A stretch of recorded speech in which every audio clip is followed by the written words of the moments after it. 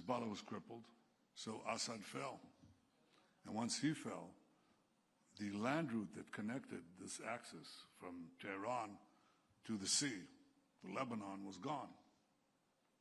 And now what happened was that the death noose that Hamas wanted to, that Iran wanted to place around our necks was gone.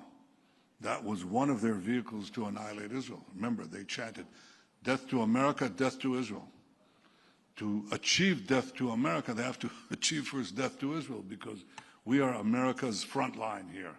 And the only force in the Middle East that was challenging, forcibly challenging, and fighting them in their quest for domination and subordination and annihilation. But ultimately, they were geared to America. So their goal was we still have to destroy Israel. What did they do? They began to race to the bomb.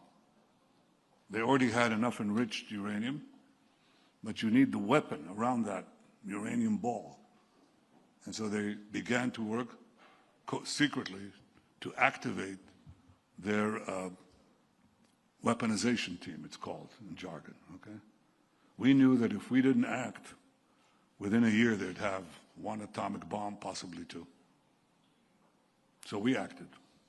We acted like somebody who has two lumps of cancer. One lump is the atomic cancer, the specter of atomic bombs, and the second one is the specter of 20,000 ballistic missiles, 1-ton ballistic missiles that fall Mach 6 to Mach 8 right from the sky. And they destroy everything that they touch. 20,000 of those in a state the size of New Jersey. Right, bigger than Rhode Island. Bigger than Rhode Island. But that's it, you know. Well, that's equivalent to 2 nuclear bombs. So we had to act. If we didn't act, we'd die. And with us die the whole story, the 3.5 millennia story of the Jewish people. And of course, if you do act, you know, it might come back. That's what happens with cancer. But if you don't act, you're not going to be here. So we acted with the just incredible help of President Trump and those brave pilots of the United States.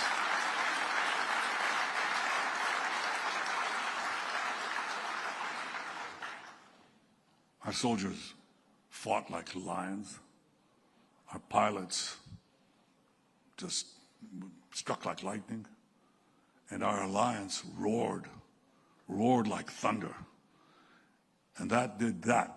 We pushed those two great perils away from our door and away from your door, because Iran's plan was to have ballistic missiles that would reach first deep into Europe, then 8,000 kilometers. You add another 3, and you're on the eastern seaboard. Those of you who are deeper inside, it'll take a little more time. But that was the goal, death to America. And they'd have these ballistic missiles, ICBMs, and the means to give them nuclear warheads. You're all under the gun. So we were fighting not only our enemies, we were fighting your enemies. And now we're circling back to Gaza to finish the job where it all began. There's still some strongholds that we have to take apart. They're holding our hostages. We are committed with America to release all the hostages, the living and the dead. And we're not going to compromise on it, nor will we compromise.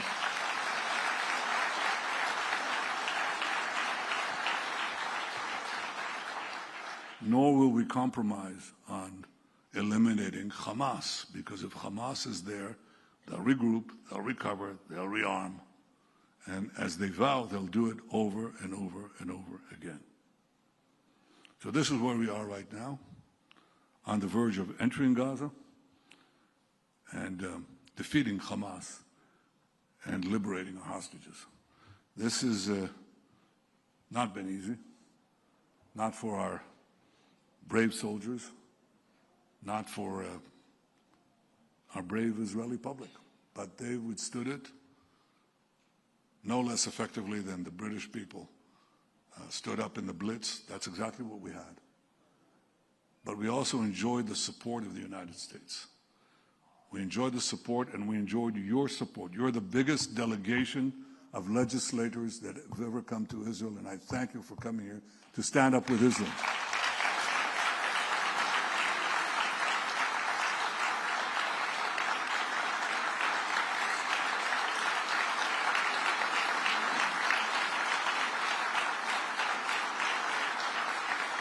Thank you.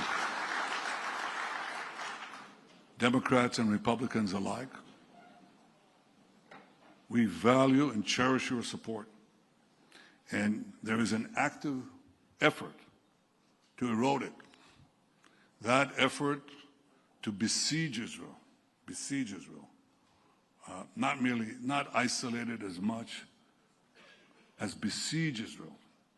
That is orchestrated by the same forces that supported Iran. Iran's effort to put a military siege on us and ultimately choke us. We were able to break loose from that siege, and we will have to do several things to break loose from this siege that is organized by a few states. One is China, and the other is Qatar. And they are organizing an attack on Israel legitimacy in the social media of the Western world and the United States. We will have to counter it, and we will counter it with our own efforts. I think that's rule number one. The second thing is something that they can do uniquely in Western Europe.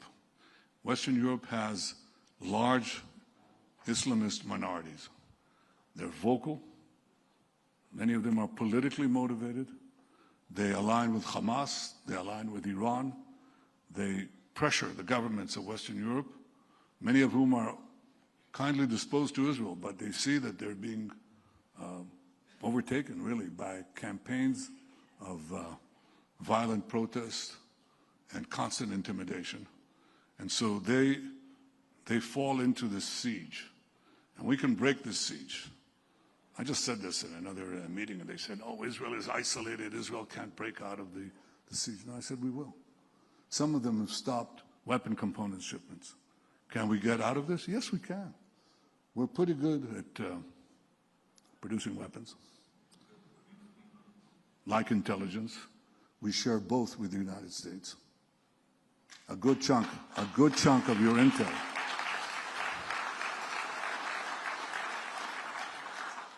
And our weapon systems, we share with the United States. We're tremendously appreciative of the bipartisan support in military matters to Israel in previous years and today as well. But do you have cell phones? You have cell phones here? No? You're holding a piece of Israel right there. You know that? I mean, a lot of the cell phones, the medicines, the foods, you eat cherry tomatoes. You know where that was made? I don't like cherry tomatoes, but it's an Israeli. What can I do? It's an Israeli product, as are so many other things. And I think this serves the betterment for the betterment of all mankind and womankind. I think that is Israel's unknown contribution. But we can make things, we can produce things. We cherish the fact that we have the constancy of American support despite the attempts to erode it. And we'll continue to work to make sure that that continues on both sides of the aisle. It's very important for us. But equally, we will eventually create the independence that we need so those in Western Europe who think they can deny us things will not succeed. We can break this siege, and we will. And the last thing that I want to say is that this is not a battle just for national interest, not just for our national interest and your national interest. Those theological thugs in Tehran who amassed the crowds, who took American hostages on the first few days of their tyranny, and who since chant death to America, they only see Israel as a roadblock on the way to subjugate you, subordinate you, and threaten you. And they see Israel as you. And if you look at what the Islamist radicals here and around the world say, they say that we are you, we're just a piece of you, and you are us. I disagree with everything they say except this. I think they're right. I think we're part of a common civilization with deep historic roots of common heritage. When I went to, I've spoken 4 times in the joint session of Congress, and I look at the far wall, and some of you, maybe all of you will end up there, you know. Do you really want to? Well, those of you who are crazy enough to want, I mean, anybody entering politics has got to be insane, but there are quite a few insane people here. So for those of you who go there, or next time you visit the Capitol, just look at what's on the other wall. I'm at the dais, you know, the podium, and I look at the far wall, and what do they have? Moses. Moses. A quote from the Bible about liberty. You remember Moses taking the people of Israel out of bondage in Egypt? Familiar with this story? I'm glad there are enough. We have a common heritage, and that heritage is being challenged now by people who not only want to bring us back to the early Middle Ages with incredible fanaticism and cruelty, it's also savagery. The things we encountered on October 7th, the things we just encountered not only in Gaza, but in Syria, in the wanton attack on our Druze neighbors.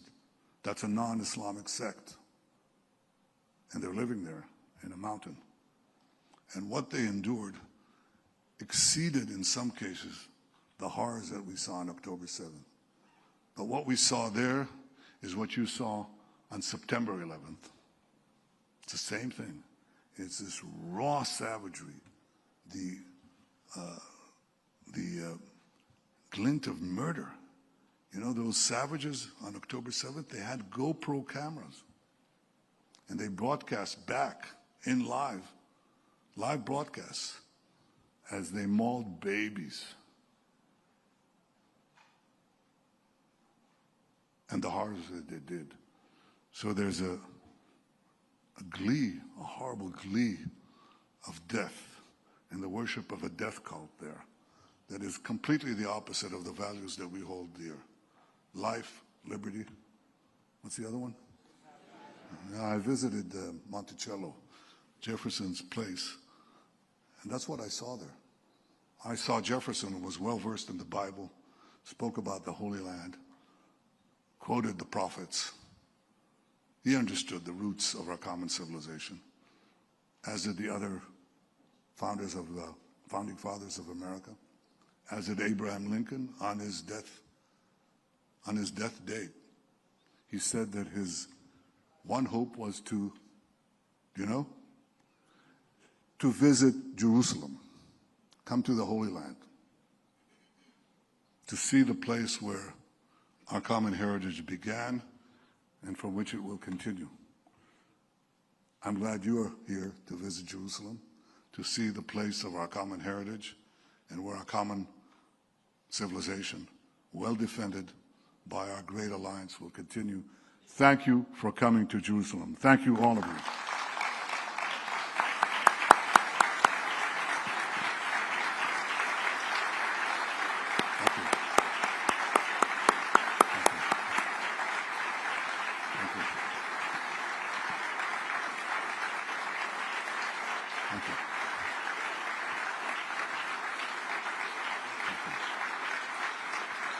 Thank you.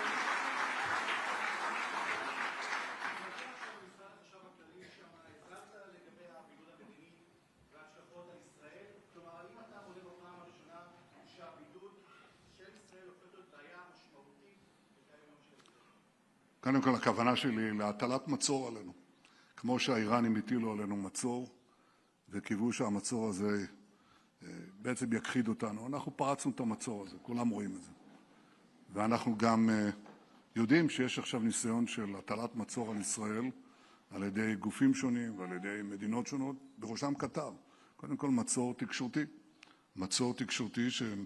ממומן בכסף ענק, גם של קטר, גם של מדינות אחרות כמו סין, והם פועלים גם במערב, ולא פחות מזה בארצות הברית. אני שמח לראות כאן את הביקור הגדול ביותר של מחוקקים מארצות הברית בתולדות ישראל. אנחנו נלחמים בזה, ואנחנו נשקיע גם ומשקיעים כסף גדול, משאבים גדולים, במאמצים להדוף את החלק הזה של המצור. החלק השני הוא יותר ממוקד, והוא ממוקד במדינות מערב אירופה, בהפעלת המיעוטים המוסלמים שם, שהופכים קולניים, אלימים ומאיימים על המדינות. ולכן אנחנו רואים את המצור הזה מתמקד במערב אירופה. ושם אמרתי שמפסיקים לנו משלוחי נשק וכו', וזה קורה עכשיו. אנחנו נצטרך בשנים הקרובות להעצים את תעשיות הנשק העצמאיות שלנו, כדי שיהיה לנו עצמאות של חימושים, בכלכלת חימושים, ביכולת התעשייתית לייצר אותם. ולכן אנחנו נפרוץ את המצור הזה. אז האם השיגו בידוד עולמי? לא.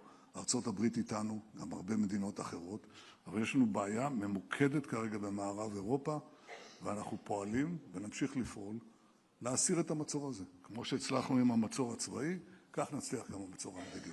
Did you understand that? Hebrew lessons next door. Thank you.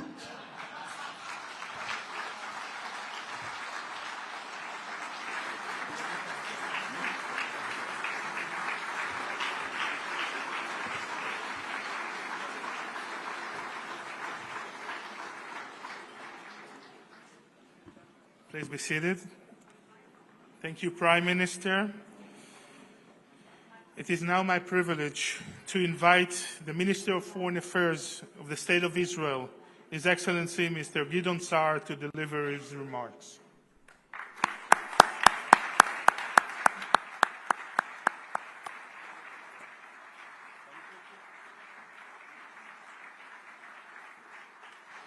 Thank you. Deputy Minister Sharon Askel, Ambassador Yechiel Leiter, distinguished legislators from all 50 states, welcome, ladies and gentlemen. I want to begin by thanking you all for coming on this special visit. As we saw, for many of you, this is your first time here. Welcome to Israel. Welcome to Jerusalem, our eternal capital. 250 state legislators from 50 states, Republicans and Democrats. This extraordinary delegation is a testament to the depth of the bond between our nations. It's a living expression of our grand alliance. This is probably the most significant delegation brought yet to Israel by the Foreign Ministry. It's a part of a larger, ongoing public diplomacy campaign led by my ministry, and is part of our effort to strengthen the great Israeli-American alliance. Israel has no greater friend than America. The US is a global superpower, but it is also a moral superpower. The Declaration of Independence that the Prime Minister just quoted, life, liberty, and the pursuit of happiness. This is what promised. America has not only upheld those values, it is and has been a beacon of light, liberty, and justice for the world. Through its bold leadership, America makes the world a better place. And America has no ally more effective than Israel. The alliance between our nations safeguards American national security interests. Israel is the only democracy in the Middle East, until now. From day one, and for 77 years already, it has been battling, we have been battling for our existence. We fought long and hard against the most radical and extremist enemies. Enemies of the United States too. Enemies that threaten our shared values. There is no better way for America to protect its values and interests in our region than its close partnership with Israel. This partnership was supremely demonstrated in our joint operation against Iran's nuclear facilities in June. Together, we prevented the world's most dangerous regime from obtaining the world's most dangerous weapon.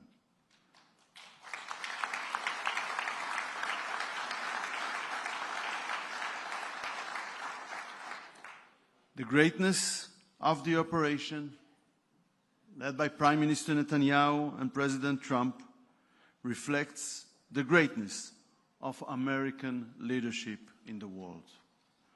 Ladies and gentlemen, we are witnessing a coordinated global effort against Israel today. The Prime Minister had described that. It is not an attempt to change our borders. It is not an attempt to establish a Palestinian state. It is an attempt to eliminate the state of Israel, the only Jewish state. This is what it is.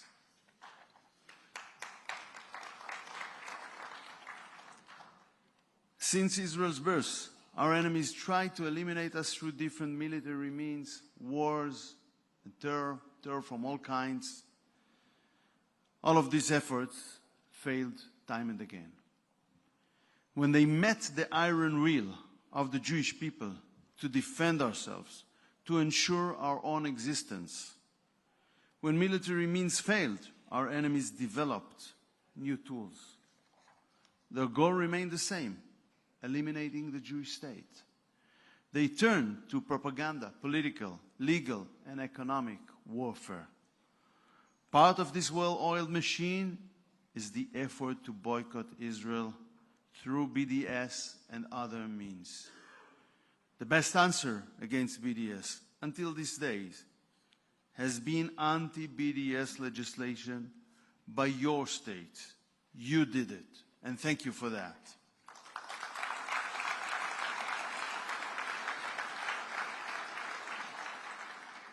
But now we are witnessing a new wave, a stronger wave, an increased use of this tool. Israel can defend itself by itself on the battlefield. We demonstrated that time and again. But we need your assistance in the fierce battle of delegitimization. The boycotters must be boycotted.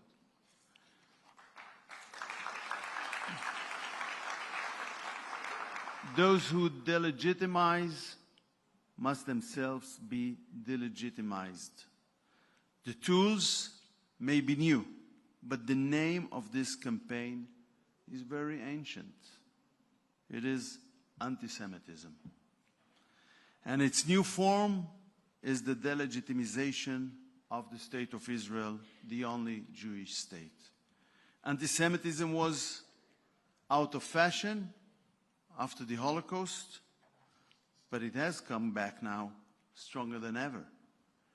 And this new anti-Semitism has unfortunately found its way also into the United States, which is something we hadn't saw in the past. The new anti-Semites who think they can cleverly hunt Jews through economic means must be deterred. There are still some states without BDS laws. We call on you, ensure your home states have laws to protect Israel and Jews against its modern anti-Semitism. To those who already have anti-BDS laws, that's the majority, we thank you. But each and every one of you have the ability to set a personal and powerful example. To fight BDS by turning it on its head. Instead of boycotting Israel, promote engagement with Israel. Instead of divesting from Israel, promote investments in Israel. Everything is good there? Probably. And instead of sanctioning the only Jewish state, speak out clearly against those who use this age-old hatred in a modern way. Distinguished legislators, criticism of Israel's policies is legitimate. But what we are witnessing today in the world goes far beyond that. We are drowning in a sea of fake, of lies, a starvation campaign, a genocide campaign, an apartheid campaign. These are done through social media, and so your presence here is more important than ever. You are on the ground seeing Israel and the truth with your own eyes. Together, we must speak truth against lies. We must give voice to the facts over the fake propaganda being spread. I want to pay my condolences for the horrific murder of Charlie Kirk. He was a great friend of Israel. He helped us a lot. He understood that our battles are linked, that our fight for freedom, truth, and our civilization is basically one. It must be clearly stated, political violence has no place in our societies.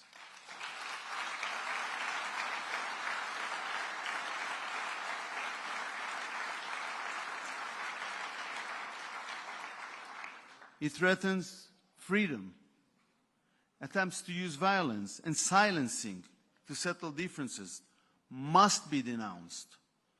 This phenomenon uses harassment, threats, and attempts to bully and scare political opponents into silence. It is not only happening in America, it's also happening around the world. It's happening strongly in Europe. It's happening against Israel and against those standing for our values. Just yesterday, a pro-Palestinian mob sabotaged the Vuelta bicycle race in Spain. They did so with the support and encouragement of the Spanish Prime Minister. It's almost unbelievable.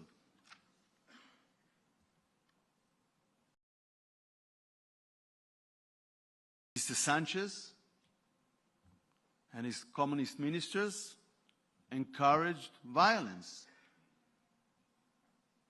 and praised those who did it also afterwards. It happened just days after he expressed regret at lacking an atomic bomb to stop Israel. The normalization of political violence, and this is a normalization of political violence by the Prime Minister of Spain and his ministers, threatens all that we stand for. It must end now.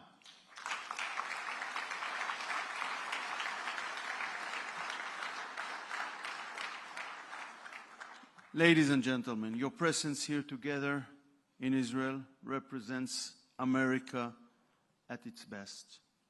I hope that your time here will be meaningful. Our ministry worked hard to create an interesting and enriching experience. I want to thank the dedicated workers in the foreign ministry who made this special visit possible. I especially want to thank our North American division headed by Lior Hayat. Thank you.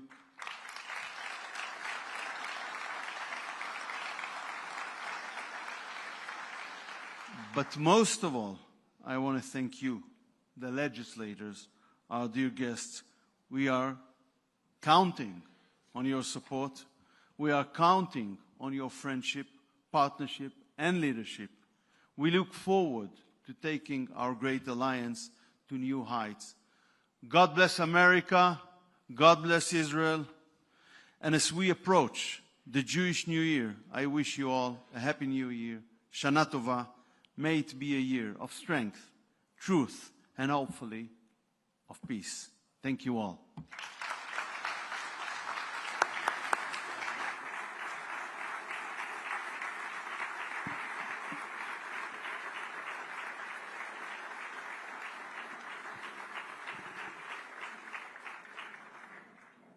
Thank you very much, Foreign Minister Saar. Now I'm pleased to invite to the stage one of Israel's beloved singers, David Daor.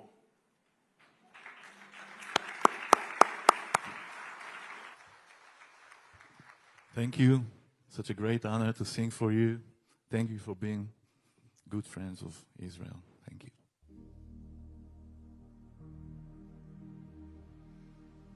Amazing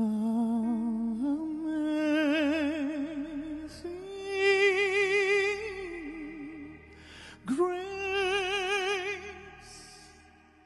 how sweet the sound that saved a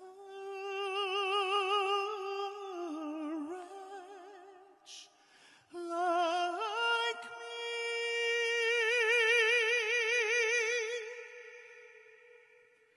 I once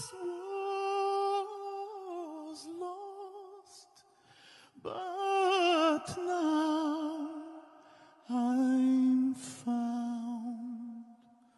Was blind,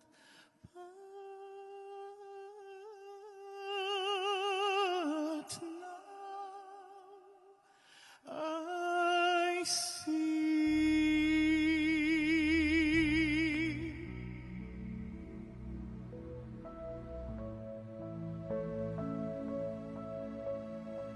I would like to sing for you a song that has been written by two Jewish musicians, and they wrote it after they ran away from the pogroms in Russia. It's a very famous song in the States. They went to the United States. Somewhere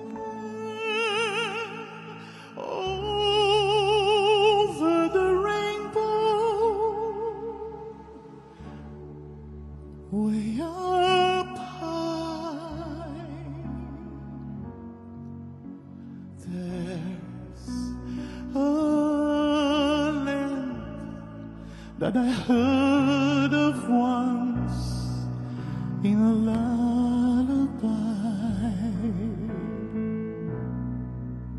Somewhere over the rainbow,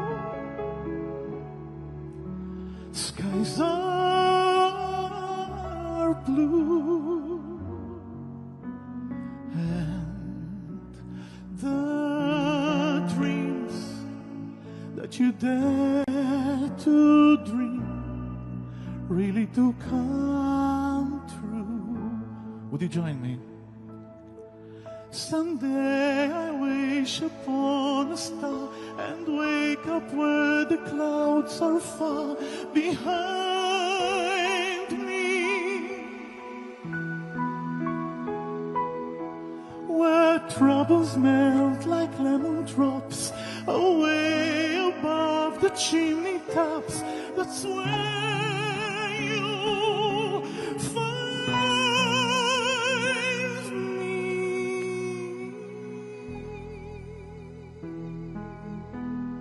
Somewhere over the rainbow, bluebirds fly. These birds fly over the rainbow. Why then, oh why can't I? This is Yaron Bachar on the piano.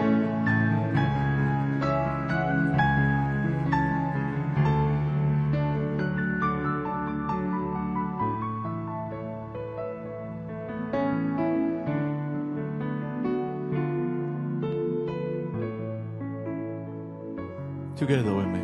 1, 2. Someday I wish upon a star and wake up where the clouds are far behind me, where troubles melt like lemon drops away above the chimney tops. That's where you'll find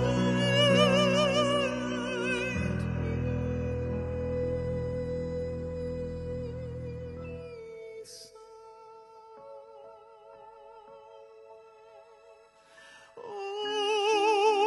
Over the rainbow, bluebirds fly. If birds fly over the rainbow, why then, oh why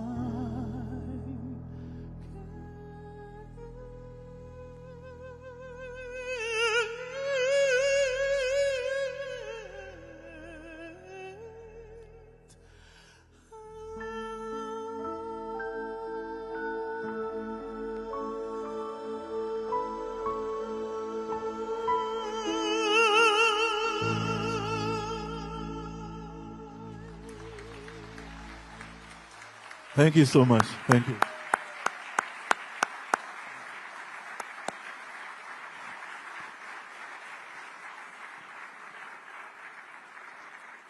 Wow. Thank you, David.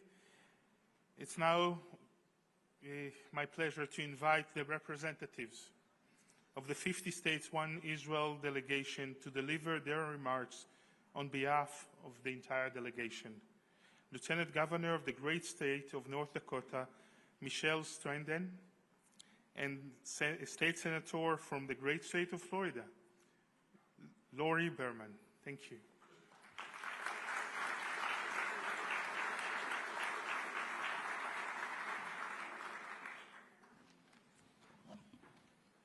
Good afternoon. Prime Minister Netanyahu, Minister of Foreign Affairs, Israeli dignitaries, and my fellow American officials, thank you for the opportunity to address you today. It's truly an honor. Being Lieutenant Governor of North Dakota has been a highlight of my career, first and foremost, because I get to go to work every day to make a positive difference. We all can make a positive difference, not only in the lives of our citizens, but in the lives of the American people and people all over the world. In North Dakota, we play an outsized role in supplying our nation with the world with food, energy, and strategic defense capabilities. North Dakota is 6,400 miles away from here, but we are closer than our distance apart would suggest. What happens in Israel affects what happens right in our own backyard. We pay attention to Israel. More importantly, we in North Dakota and all of us here stand with Israel.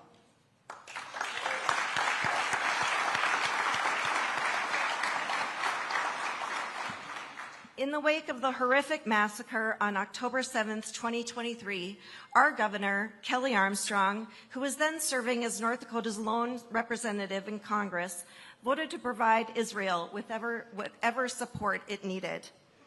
At the same time, I was serving in the North Dakota House of Representatives when we overwhelmingly approved a resolution affirming our support for the State of Israel and our unwavering commitment to its welfare, security, and survival.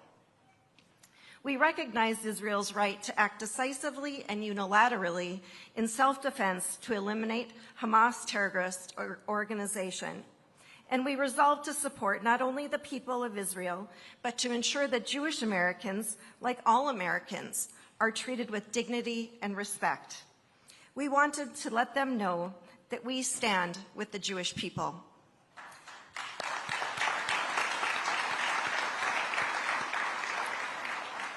In America, one of our founding principles and basic rights is freedom of religion. It's enshrined in the First Amendment of our Constitution, and it is protected through the courageous service of our military soldiers who defend our freedom. While we have no official state religion, it's worth noting that our nation's historical and cultural development